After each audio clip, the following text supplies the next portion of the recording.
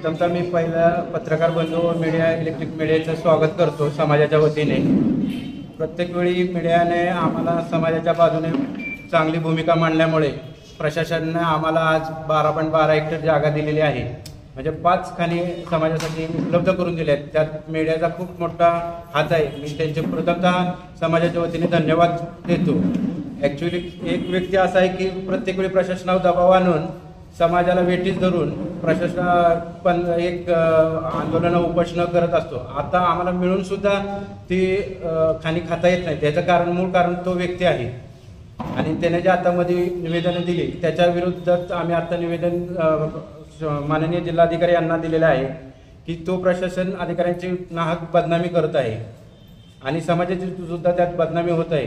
म्हणून आम्ही आता कलेक्टर साहेबांना निवेदन दिलेलं आहे, ते कॉपी देतोच। समाजाला वेठीस धरतो ना, समाजाला बाबा मिळालंच नाहीये, आम्हाला मिळालेलं आहे, आम्हाला 5 खाणी मिळालेल्या आहेत, पण हाच व्यक्ती कोर्टात गेला म्हणजे समाजाच्या 5 प्लॉट मिळाले होते, त्यापैकी 2 प्लॉट निलावाला निघाले होते। त्यातला 1 प्लॉट मी घेतला होता, 1 प्लॉट त्यांनी घेतला होता। पण बाबा समाजाबरोबर मला राहिलं गेलं पाहिजे। समाजातले व्यक्ती म्हणले बाबा तुम्ही सगळेजण आपण मिळून खाऊ। त्यावेळी मी माघारी घेतली, त्यात ॲफिडेविट सादर केलं कोर्टामध्ये, हायकोर्टामध्ये की बाबा मी निलावात काय भाग घेत नाही, मी पारंपरिक व्यवसायात समाजाबरोबर राहायला तयार आहे। त्यांना पण आम्ही समजून सांगितलं की बाबा आपण सगळ्यांबरोबर राहू, समाजातील सगळ्या व्यक्तींना त्याचा फायदा होऊ देत म्हणून त्यांना सांगितलं होतं, पण त्यांनी ते काय केस विड्रॉल माघारी करून घेतली नाही। त्यामुळे ते जे आम्हाला 5 प्लॉट मिळाले ते आजपर्यंत हायकोर्टाचा स्टे असल्यामुळे त्याचा उपयोग आम्हाला घेता आला नाही। त्या दरम्यान शासनाने प्रशासनाने आता निलावात काढलेल्या काही खाणींना तात्पुरती परवानगी दिली होती। ते कशा पद्धतीने दिले होते, त्यांनी 15% रक्कम भरली होती आगाऊ रॉयल्टीची, तर त्या रॉयल्टीच्या अगेन्स्ट पर्यावरणाची मंजुरी त्यांना नाही मिळाली म्हणून शासनाने त्यांच्या नियमाच्या अधिकारात त्यांना तात्पुरती परवानगी दिली। त्यांचा परवाना संपल्यावर आम्ही 15 नंबर प्लॉट नंबर 15मध्ये ॲप्लिकेशन केलं सोसायटीच्या नाव। प्रशासनानं आम्हाला ते 15 प्लॉटमध्ये 3500 ब्रासचं हे परमिट तात्पुरता परवाना दिला। त्याच दरम्यान त्याच्याच नातेवाईकांनी 8000 ब्रासचं एका व्यक्तीने टाकलं, तर 8000 ब्रासला न देता प्रशासनानं बाबा समाजातील गरीब घटकांना त्याचा मिळावा फायदा म्हणून 3500 ब्रासला दिले। तर हा बाजाराने परत त्या आमच्या विरोधात हायकोर्टात याचिका दाखल केली, पण न्यायप्रविष्ट बाब असल्याने न्यायालयाने त्याचा योग्य दाखल घेऊन ती केस निकालीत काढण्यात आली। बरं, ती निकालीत काढण्यात आली म्हणून त्यांनी आता परत आंदोलनाचा विषय घेतला का, आता त्याला परमिट देत नाही। त्याला पर्यावरणाची मंजुरी आल्यानंतर 2022-23ला त्याच्यानंतर त्याला 5 परमिट सोडण्यात आले, 3 परमिट, त्यात त्यानं एकाही व्यक्तीला समाजातील कुठल्याही घेतलं नाही। आणि ज्या पोरांना घेतलं तर त्यांना एका महिन्याच्या आत तुमचं मुदत हे संपलेलं आहे, तुम्ही इथनं बाहेर व्हा म्हणून, आणि त्यांचे पैसे आहेत ती मुलं इथं आमची तर त्या पोरांना सुद्धा काम करून दिलं नाही। असे कुठल्याही व्यक्तीला घेऊन तो सामावून काम करत नाही, प्रत्येक वेळी फक्त समाजाचाच वापर करून त्यांनी हे केलेलं आहे। कोण नेमकं प्रेस आजची घ्यायचं कारण काय? परवाची प्रेस झाली त्याच्यामध्ये त्यांनी आत्मदानाचा इशारा दिलेला आहे, समाज म्हणून ही इशारा दिला आहे। आज समाज म्हणून तुम्ही इतक्या मोठ्या संख्येने जमा आहे, नेमकं तुम्ही आज प्रेस का घ्यायचा, तुमची काय भूमिका आहे, काय मांडायचं नेमकंपणाने सांगा। महाराष्ट्र राज्य वडार समाज संघटनेचे जिल्हाध्यक्ष रामभाऊ नलवडे, आम्ही गेली 10-15 वर्षे या खाणीच्या संदर्भात आमच्या खाणी बंद झाल्यापासून आम्ही झगडतो। ज्या वेळेला फायदा होईल त्या वेळेला हे दिलीप कुराड्यांनी आमच्याबरोबर फायद्यापुरता राहिला, फायदा संपला की बाजूला इथं आत्मदहन करू, तिथं उपोषणला बसू, हाच उद्योग केला त्यांनी आतापर्यंत। की गरिबाची व्याख्या सांगतोय, गरीब हे कशानं, याच्याकडे फॉर्च्युनर गाड्या आहेत, इनोवा आहेत, याच्याकडे 4-4 थ्रेशर आहेत, ही कशावर नाही गरीब, ह्याची गरिबाची व्याख्या त्यांनी सांगावी, समाजात शासनाला सांगावं आणि ह्याची चौकशी व्हावी। 5 नंबर ह्याच्याकडे गाड्या, नंबर 5 नंबरच्या गाड्या सगळ्या आमदारच्या नाहीत, कुणाच्या खासदारच्या नाहीत, पण याची 5 नंबर सगळ्या गाड्या 5 नंबरच्या आहेत। ही नंबर खरे आहेत का खोटे आहेत चौकशी करावी आणि ह्याला ही कसे नंबर मिळाले हे चौकशी। ह्यांनी 12.5 आम्हाला शासनाने दिलेलं, त्यात ह्यांनी निलावात 2 फ्लॅट बोलला आणि आमच्या पोटावर पाय आणला। आम्ही त्याच्या संदर्भात कोर्टात गेलो, अजून कोर्टात केस चालू आहे। 1 नंबर फ्लॅट 4 नंबरमध्ये यांनी धुरळा केला नुसता, रात्रंदिवसात रात्री सुद्धा यांनी चालवलं, क्रेशर कडी मशीन चालवली आणि ह्या समाजाला वेठीस धरलं त्यांनी। आज म्हणतो महिला काल आणलेल्या बचत गटाच्या म्हणून आणल्या, मीटिंग आहे म्हणून सांगून आणली आहे आणि त्यांना कलेक्टर ऑफिसला त्याला मिटिंगला बोलावलं म्हणून सांगितलं. अशा बोलून महिला घेऊन आला, घरातल्याच महिला, दुसरे कोणी सुद्धा नाही. आमच्या आज एवढे सगळे समाजाची लोक आले ती त्यांनी सांगावं की बाबा ही खरं आहे का खोट आहे ती. निवेदनाचं द्यायचं कारण काय होतं, समाजाला प्रत्येक वेळी प्रशासनाची आणि समाजाची बदनामी हा माणूस व्यक्ती करतो. याचा स्वार्थ साधण्यासाठी फक्त हा उद्योग चाललेला आहे, म्हणून आम्ही निवेदन दिले. आम्ही सुद्धा त्यांच्याबरोबर होतो, आमच्यावर ते होते, इतका लढा दिला, आम्ही सगळं मिळवले. आमचं मत काय, आता मिळालं तर आपण सगळी मिळून खाऊ ना. समाजातील जे गरीब भटकेत त्यांना त्याला प्राधान्य मिळालं पाहिजे ना, पण त्या व्यक्तीला सगळं स्वतःलाच हवं. त्यांनी परमिट 3-4 परमिट मिळाली, त्याच्या परमिटचं त्यांनी किती लोकांना घेतली त्यांनी सिद्ध करून दाखवलं. सुप्रीम कोर्टातून त्यांनी स्टे उठवून आणला. त्यांनी नाही आणला सर. ऐका ना सर, सुप्रीम कोर्टातून त्यांनी स्टे उठवून आणला आणि ते स्टे उठवल्यानंतर समाजाला खाणी मिळावेत म्हणून त्यांचं हे होतं. पण त्यांचा आरोप असा आहे की समाजाला खाणी मिळत नाही, संघटना ह्या स्वतः त्या खाणी आपल्या नावावर करून घेतात. संघटनेचे अध्यक्ष जे आहेत ते अध्यक्ष संघटित नावावर ते स्वतः लाटतात असा त्यांचा आरोप आहे. समाजाला यातलं काहीच मिळत नाही असा त्यांचा आरोप आहे. जी समाजातले काय जे अध्यक्ष लोक आहेत पुढारकी, ही लोक स्वतः खाणे खात्यात असा त्यांचा आरोप आहे. काय सांगाल? 2 मिनिट सर. कसं आहे, आज तुम्ही आणि आम्ही काही हे नाही आहे, तुम्ही प्रशासनाला त्याची सगळी माहिती घेऊ शकता. ॲक्च्युली त्यांनी काय पर्यावरणाची अट उठवली नाही. पर्यावरणाच्या अट उठवण्यासाठी महाराष्ट्र राज्य वॉटर संघ हा जो महाराष्ट्र म्हणजे हे त्याच्या सगळ्या सदस्यांनी तिथं ॲप्लिकेशन केलं. त्यात 4 ॲप्लिकेंट म्हणून पिटिशनर म्हणून 4 जणांची नावं दिली. एक एवन दिलीप पुराणेंचं नाव आहे, पवार काय त्यांचं नाव, शिवाजी पवार. म्हणजे प्रत्येक जिल्ह्यातला एक माणूस प्रतिनिधी म्हणून आम्ही तिथं पाठवलं. हा संघटनेचा विषय होता म्हणून न्यायालयानं त्याच्यावर स्थगिती दिली. स्थगिती दिल्यानंतर प्रथमतः 4 नंबर प्लॉट हा निलावात गेला नव्हता, तर तिथं जागा शिल्लक असल्यामुळे ह्यानं ॲप्लिकेशन केलं की मी ॲप्लिकेंट आहे, मलाच परमिट मिळालं पाहिजे, म्हणून त्यांनी परमिट स्वतः घेतलं. त्या दरम्यान 2 हेक्टरचा तो प्लॉट आहे, त्या दरम्यान 1 हेक्टर शिल्लक राहिले होते. त्यात महाराजांनी बाबाराजांनी मला सांगितलं की बाबा तू समाजातल्या लोकांना घेऊन तिथं कर, म्हणून मी ती सोसायटीवर ॲप्लिकेशन केलं. ॲप्लिकेशन केल्यावर मला मिळालं. त्यात मी 15 जण ही घेतली आमच्या समाजातली, आणि परत तो आमचा विषय झाला की बाबा किती मग असं घ्यायचं. मग त्यात 9 जण आम्ही आमच्या समाजातली इंदिरानगर परिसरातली 9 जण तिथं त्यांच्यात गाठली. त्यांना आम्ही पैसे पण दिले, जे रॉयल्टीचे चलन भरावं लागतं ते पैसे आम्ही तिथं त्यांना दिले. 1 महिन्याच्या आत त्या मुलांना ते म्हणले की बाबा हे संपलेलं आहे तुमचे, तुम्ही जेवढे पैसे दिले तेवढं तुम्ही उत्खनन केले, त्याचं काय तुम्हाला आता तुम्ही बंद करा. मग त्या दरम्यान माझे त्यांचे वादविवाद झाले. अहो तुम्ही म्हणलं परमिट आहे, मोजणी आल्यावर बघू आपण त्याचा काय हिशोब आहे, तर त्याप्रमाणे करता येईल ना, तुम्ही त्या पोरांना करू द्या. त्यांनी त्या मुलांना करून दिलं.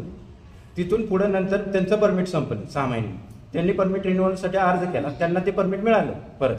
नंतर माझ्या सोसायटी मी परत अर्ज केला, तर ह्या दरम्यान त्यांनी अर्ज केला की बाबा हा मी हे मलाच कोर्टानं दिलेलं आहे आणि बाकी कुणाला तुम्ही समाजातल्या कुठल्याही व्यक्तीला माझी परवानगीशिवाय देऊ नये. ते पत्र त्यांनी स्वतः पत्र दिलं, त्यामुळे मला त्या 4B मध्ये मिळालं नाही. नंतर प्रशासनाचा निर्णय झाला, ज्यांनी निलावात पैसे भरलेले 15% रक्कम, त्या निलावधारकांना त्यांनी सांगितले की मी तुम्हाला तात्पुरते परवाने देतो. मग त्यात गिजरे स्टोन प्रेशरवाल्यांनी 15 नंबर प्लॉट घेतला होता. परत श्री गणेश कन्स्ट्रक्शनने 12 नंबरचा प्लॉट घेतला होता आणि 7 नंबरला रणजित सावंत यांनी प्लॉट तात्पुरते परवाने घेतले. त्यात गिजरे स्टोन प्रेशरचा परवाना संपल्यानंतर आम्हाला तर पर्यावरणाची अट लागत नाही, त्यामुळे आम्ही तिथं ॲप्लिकेशन केली सोसायटीवर की बाबा आम्हाला द्या, पर्यावरणाचं आम्हाला नाही लागत, त्या तिथं आम्हाला खांद्या. आम्ही 35 ब्रासचे केले. त्या दरम्यान त्याच्याच नातेवाईकांनी त्याच्या बादशाने तिथं 8,000 ब्रासची मागणी केली. पण प्रशासनाने चांगला विचार करून आम्हाला सहकार्य करून आम्हाला सोसायटीवर हे दिलं. बस प्रशासनाच्या विरोधात त्या माणसाने परत कोर्टात घातले. प्रत्येक वेळी कोर्ट आणि आंदोलनं करतो असाच धमकी देऊन गेलो. पण त्यांना 3 परमिट मिळाले. त्यांनी कुठं घेतलं समाजाचं? एका व्यक्तीला त्यांनी घेतले, त्यांनी उभं करावं की तो व्यक्ती माझ्याबरोबर येत नाही. तुमच्यावर असाही आरोप आहे की तुम्ही शासकीय अधिकाऱ्यांचे एजंट म्हणून काम करताय. तुम्ही खाणीचे जे मालक असतील किंवा ओनर असतील यांच्याकडनं पैसे गोळा करताय आणि संबंधित अधिकाऱ्याला पैसे देण्याचं काम तुम्ही करताय, आणि त्यात ते स्वतः सुद्धा होते बरेच वर्ष असं त्यांनी सांगितले. हे पैसे गोळा करायचा काय विषय? कुठल्या अधिकाऱ्याला पैसे गोळा पाठवता तुम्ही? काहींना आरोप करणं हे सोपं असतं, काहीतरी बिनबुडाचे आरोप करायला त्यांनी पुरावे सादर करावे. ते काय टेस्ट कुठले करायचे म्हणले तर प्रथमतः त्यांनी स्वतःची करून घ्यावी की त्यांनी काय केलेलं आहे. त्यांनी सांगितलं की स्वतः मी स्वतः होतो पैसे द्यायला. नाही साहेब, कसं असतं तुम्हाला सांगू, रॉयल्टीचे पैसे भरणं त्यांना फुकट हवं. ज्या आम्हाला समाजाला 200 ब्रासची रॉयल्टी माफ आहे त्यांचं मत आहे की ती सगळं आम्हाला फ्री पाहिजे. हे 10-15 जणांचं ओळखपत्र घेणार, त्या 15 जण 3,000 ब्रासचे त्यांना फुकट खायचे. तसं आम्हाला नको आहे. शासनाचा पण फायदा झाला पाहिजे आणि आमचा पण फायदा आहे. आम्ही शासनाला रॉयल्टी भरलेली, आज 3500 ब्रांचचे आम्ही 24 लाख रुपये भरलेले, ते त्यांना बघवलं नाही. आणि बरं आम्ही एकट्यानं भरले ना, आम्ही 20 जणांनी काढून कॉन्ट्रीब्युशन जेवढे काय घेते तेवढे काढून आम्ही भरलेले. मग ह्यात चुकीचं काय सर? कुठलाही अधिकारी पैसे घेत नाही आमच्यावर. हा आरोप पूर्णपणे हे त्यांना काहीतरी आमच्यावर आरोप करायचे म्हणून त्यांनी त्या केलं. ते गिजरे गोळा करतात, मी करतो, काही संबंध नाही. त्यांनी पुरावे सगळं दाखल करावं तसं. त्यांनी आरक्षित बरं का? आरक्षित जागेवर जे इतर जणांना फ्लॅट दिलेले तो तुम्हाला सांगितलं की 15% रक्कम त्या निलावधारकांनी भरली. ते 3 वर्ष झाले पैसे शासनाकडे अडकले होते. त्यात सगळ्या परवानगी झाल्या. तर पर्यावरणाची परवानगी एनजीटीने हे केलेलं आहे, त्यामुळे त्यांना मिळाली नाही परवानगी. त्यामुळे शासनाने काय निर्णय घेतला की बाबा त्यांच्या अधिकारात त्यांना तात्पुरती परवानगी देता येतात. मग त्यांनी 15% रक्कमची भरलेली ते त्यांनी त्या कॅल्क्युलेशन करून कुणाला 10 महिन्याची मुदत दिली, कुणाला 12 महिने, कुणाला 13, जसे पैसे त्यांच्या त्या प्लॉटला भरले असतील तेवढ्याप्रमाणे मुदत दिली. आज त्या तिन्ही प्लॉटची मुदत संपलेली आहे. आता ते त्यांच्याकडे ज्या काही महिला होत्या, आता तुम्ही म्हणता ते त्यांच्या घरच्या महिला आहेत, त्यांनी आत्मदानाचा इशारा दिलेला 15 गट रोजी आमचं काम झालं नाही किंवा समाजाला जर ठेका मिळाला नाही तर आत्मदान करणार, हा एक त्यांचा इशारा आहे. आणि दुसरी गोष्ट असं आहे की तुमच्या वडार समाजामध्ये ह्या 2 गटामध्ये किंवा 2 ह्याच्यामध्ये जी काय भांडणं चाललेली आहे ह्याचा परिणाम एकंदरीत समाजाचा जो व्यवसाय आहे पारंपरिक व्यवसायावर होत नाही का? 2 समाजातली भांडणं जी आहे तुमची, या भांडणाचा तुमच्या व्यवसायावर परिणाम ही कुठं मिटणार आहे का असंच चालू राहणार आहे? साहेब ऍक्च्युली ह्या संघटनेवरच त्यांनी आतापर्यंत आंदोलनं हायकोर्टात, सुप्रीम कोर्टात ह्या संघटनेच्या द्वारेच केलेलं आहे. या पत्राचा वापर आम्ही त्यांच्याबरोबर होतोच की आम्ही काय मंत्रालयापर्यंत आम्ही आत्मदानासाठी गेलो. मी अध्यक्ष आहे. आत्मदानासाठी आम्ही त्यांच्याबरोबर सगळीकडे होतो. पण ज्यावेळी मिळाली ती भाकरी 4 तुकडे गेले पाहिजेत ना, तर अख्खी जर भाकरी खात असेल आम्ही तुमच्याबरोबर कसे राहू? आम्ही तुम्हाला नेते कसे मानू? आम्ही म्हणत नाही आम्हाला नेते म्हणून. आज सगळी सुशिक्षित आहेत, म्हणजे थोडंफार काय होईना लोकांना कळतं की बाबा काय केलं पाहिजे, कुणाबरोबर जायला पाहिजे. आम्ही जर पाहिजे ते म्हणतात की अध्यक्षांनी घेतलं, तर अध्यक्षांनी कुठली खाण घेतली दाखवून द्यावं. सगळ्यांना मिळाली पण मला खाण मिळाली, मी अध्यक्ष असून. म्हणजे आजपर्यंत कुणालाच नव्हती मिळाली. एक वस्तू हे साहेब, मी तिथं लिलावात भाग घेतलेला होता, मला मिळाली होती ती 15 नंबरमध्ये पार्टनर होतं, तेवढंच मी चाललं. नंतर जे समाजाला मिळालं त्यात मी समाजातली 20 जण घेऊन काम करतोय. आता आज पोरं ती सगळी जी बेरोजगार नको ते उद्योग करत होते, आज ते रोजगाराला लागलं. असेच आज आमच्या प्रत्येक कुटुंबातला एक व्यक्ती तिथं काम करावं अशी आमची अपेक्षा आहे. आणि शासनानं आम्हाला दिले, मग आम्ही शासनाच्या विरुद्ध का भांडू? शासनाची आम्ही बदनामी का करू? शासन पैसे घेते. शासनाने पैसे घेतले, कुठले घेतले? रॉयल्टीचे पैसे घेतले. शेवटी शासन सुद्धा चाललं पाहिजे ना. बिना रॉयल्टीचं समजा मला 200 ब्रास आहे, मग माझे हजारो आहेत लोक, मग 1000-2000 म्हणजे असं उत्खनन होतच नाही. म्हणजे दरवर्षी मी फुकटच खाणार का?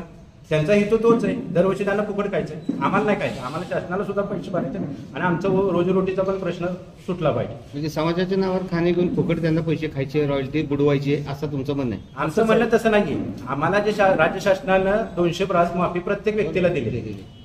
त्यांचं मत काय आहे की आता मी 15 जणांचा ग्रुप केला, 15 जणांची मी ओळखपत्र नेऊन दिले, त्या 200 ब्रास गुणिले 3000 ब्रास होणार.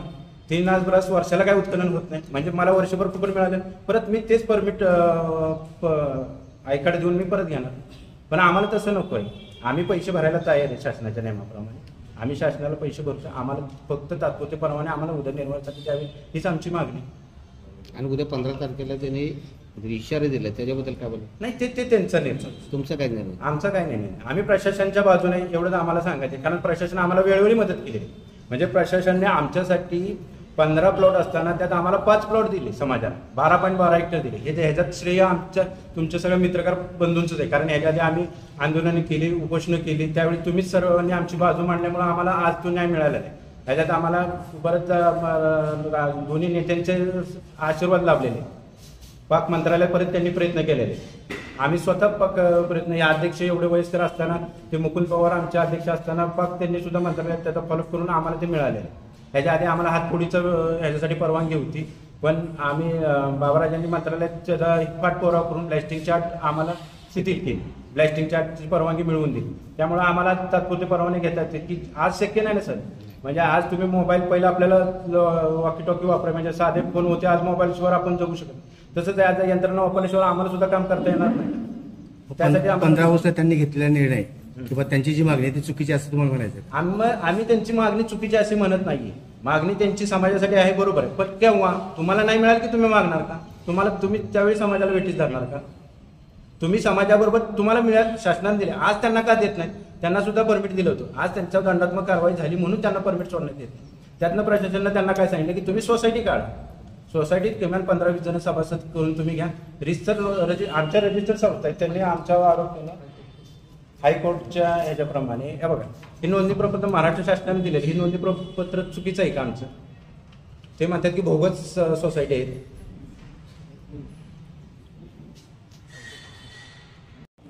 2018 पासून हायकोर्टला खाणी मिळवण्यासाठी आम्ही लढतोय.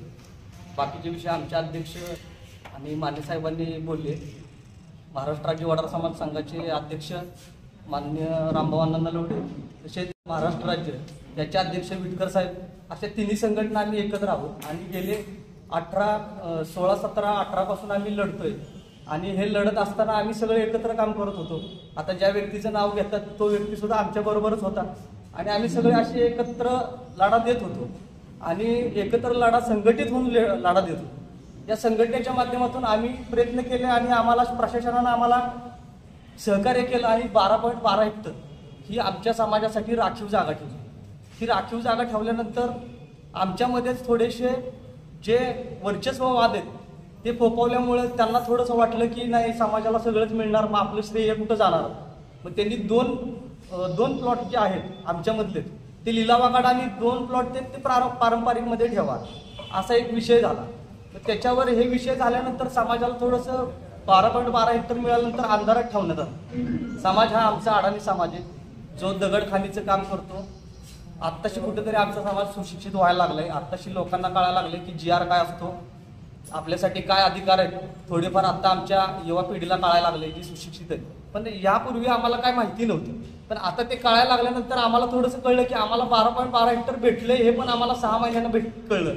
आणि नंतर कळल्यानंतर असं झालं की या सगळ्यामध्ये लिलावाची प्रक्रिया आमच्यामध्ये पण सुद्धा काढलेली आहे.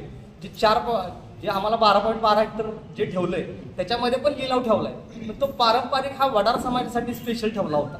पण तरी सुद्धा काही कारणास्तव संगनमत न झाल्यामुळं आणि आपलं वर्चस्ववाद निर्माण व्हावं यासाठी 2 लिलावात आणि मुळात लिलाव घेण्याची जी कॅपॅसिटी असते ती पैशाची असते आणि पैसे भरून लिलाव घेणे पण आमचा समाज एवढा मोठा नाहीये, कष्ट करून जगणारा समाज आहे.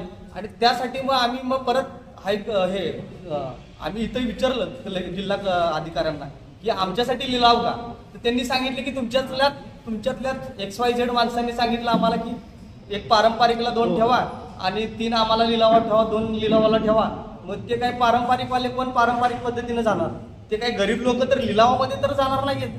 मग आम्हाला ह्या सगळ्या गोष्टी कळल्यानंतर आम्ही सगळ्या तिन्ही संघटना आम्ही एकत्र आलो आणि आमच्या ज्या संघटनेवर हे सगळं झालं, जे महाराष्ट्र राज्य वडार समाज संघ आणि मुकुंद पवार यांच्या माध्यमातून आम्हाला जे हे सगळं भेटलं 12.12 हेक्टर, त्यासाठी आम्ही पाठपुरावा केला. तर आम्हाला हायकोर्टामध्ये कळलं की हे जे लिलाव प्रक्रिया आहे ती तुमच्यामध्येच काढलेली आहे. मग ते काय भांडवलदाराने काढले. मग आम्ही हायकोर्टात गेलो, हायकोर्टामध्ये त्याचा स्टे घेतला. त्या स्टे घेतल्यानंतर आम्ही हायकोर्टाला एकच विनंती केली की बाबा आमचा समाज तो गरीब आहे आणि पारंपरिक पद्धतीने जर तुम्ही आम्हाला देत असाल तर सगळे आमचे जे प्लॉट पारंपरिकला ठेवले ते सगळे ठेवा. एकंदरीत कालच्या प्रेसमध्ये झाल्यामध्ये तुम्हाला असं म्हणायचं की त्यांच्याकडून दिशाभूल करण्याचा प्रयत्न केला जातो असं मला डेफिनेटली तेच सांगू इच्छितो की त्यांच्याकडून ही दिशाभूल होत आहे. जरी झाली होती तरी आम्ही त्यांना सांगितलं समाजाची दिशाभूल करण्याचा प्रयत्न चाललाय का. नाही, त्याच्यामध्ये पण तुम्हाला पुढे मी सांगतो. थोडंसं माझं इकडं तिकडं लेंदी होईल. थोडं सांगू इच्छितो की हे सगळं होत असताना आम्ही पिटिशनर म्हणून हायकोर्टामध्ये गेलो. मी स्वतः ॲडव्होकेट आहे आणि तिथला फॉलो पण मी घेतो. पण आम्ही पिटिशनर म्हणून गेलो. आम्ही प्रशासनाला पण बोललो की सर तुमचं काय मत आहे. तर प्रशासन म्हणले आम्ही तुमच्या पाठीशी आहे, पण तुम्ही तुमच्यामधले जे मतभेद असतील. सर म्हणलं आम्ही सगळे एकत्र आहोत, आमचे मतभेद कुणाचे.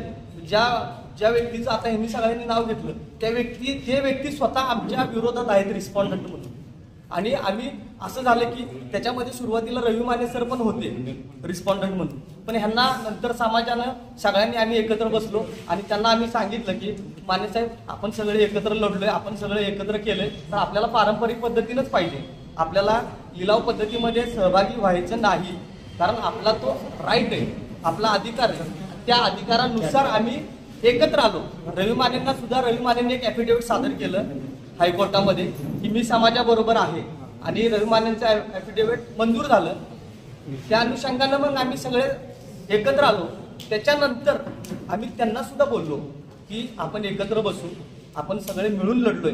त्यामुळे तुम्ही एकाच्या पारड्यामध्ये 50% आणि समाजाला 50% असं काही करू नका. सगळा समाज सोबत घ्या, आपण सगळे सोबत चालूया. आजच्या प्रेसमध्ये शेवटची तुमची भूमिका काय असणार आहे? शेवटचं भूमिका काय प्रेस घेण्यापेक्षा काय शेवटची भूमिका सांगा. शेवटची भूमिका आमची हेच आहे की एकंदरीत जे कालची प्रेस नोट बघतात त्यांनी एक 2-3 शब्द बोलले की समाज माझ्या दारात येतो, समाज मला विचारतो की आम्ही काय करू. तर कुठलाही समाज त्यांच्या दारात जात नाहीये. हा जो सगळा दिसतोय हा समाज आहे. 4 जण म्हणजे समाज नसतो, 10 जण म्हणजे समाज नसतो. 100, 200, 500 माणसं जी एकत्रित असतात त्याला समाज म्हणलं जातं. आणि त्या समाजाच्या विविध संघटना एकत्र असलं म्हणजे समाज आहे. 1-2 लोक म्हणजे समाज नाही, आम्हाला हे म्हणायचंय. दुसरी गोष्ट अशी की प्रशासनाला आम्हाला 12.12 हेक्टर दिलेलं आहे. कारण प्रशासनाचे पण आम्ही आभार त्याबद्दल मानतो आणि प्रशासनाच्या विरोधात आम्ही नाही, प्रशासनाच्या बरोबर आहे. आणि हा आमचा तिन्ही संघटना म्हणजे आमचा समाज आहे. त्यांनी पुराव्यासकट सादर करावं ना सर. आम्ही पुराव्यासकट आज सगळी कागद घेऊन आलोय. तुम्हाला त्यांनी जे प्रश्न उत्तरे केली होती, प्रश्न सांगितली उत्तरे, त्यांनी पत्र दिलं की बाबा माझ्याशिवाय कुणाला देऊ नये, म्हणजे हा एकट्या व्यक्तीसाठी करतोय. त्यांना 2 वर्ष झाले, ते म्हणतात की आम्हाला परमिट सोडणार नाही. तर त्यांना 2 वर्ष शासनानं परमिट सोडले नाही, त्याचे पुरावे माझ्याकडे आहेत.